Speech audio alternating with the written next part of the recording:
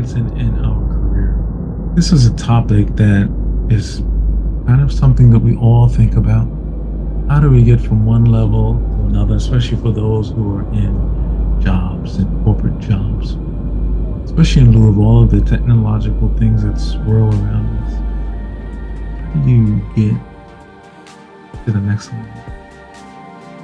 I wish I had a great answer for you. I've had titles in my work life before that had different titles, P and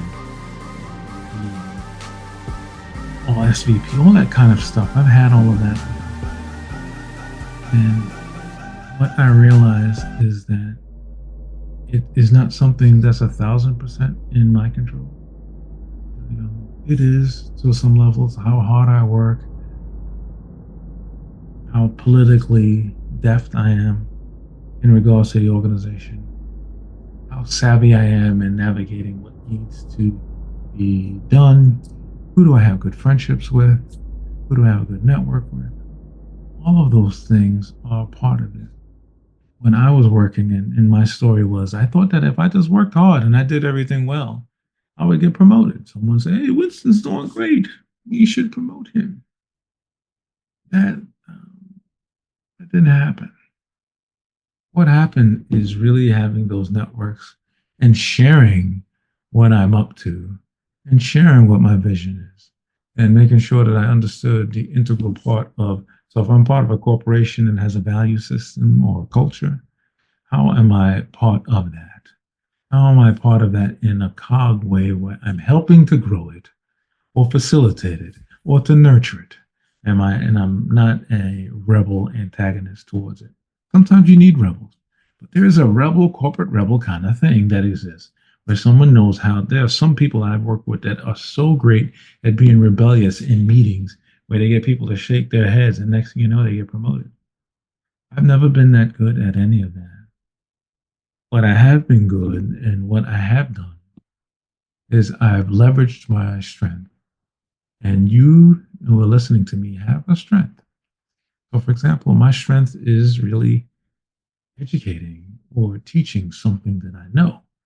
I have a skill at doing that. I have a way of doing that which is pretty easygoing and hopefully very effective. So I lean on that. I don't try to be a mathematical whiz at something else that I'm not. The tricky thing for you, especially if you're early in your career, is what is that skill for me? For example, years ago when I was in school, I was in grad school, I had a professor say to me that he loved the way I talked about my future. We had to like physically get up in an impromptu way and just talk about what our aspirations were in life. Ever since he said that, I've been very keen on the fact that I love the public speaking. I love to get up and talk in a groups of people and share how I can help them achieve what they're trying to achieve. That to me is my life. I love that more than I love anything else. Even writing, I love to write. I'm not a good playwright, but I love to do that. So leaning in your strength when the time is appropriate in work is a powerful way to advance yourself. If you try to say, well, I'm not great at XYZ and I'm going to be proficient at it, you can be if that's what you really desire. If it is not constructed around, I'm going to get the next job. If this new upskilling helps you to be more effective at your job, whether you get a promotion or not, then go for it. But if you try to do anything that is only for the purpose of advancement, I am telling you, there are senior people you work with who can smell it. So here's my final word to you. Be you. Lean into you. Find out what your strengths are. Find out what is that thing that gives you that euphoria within.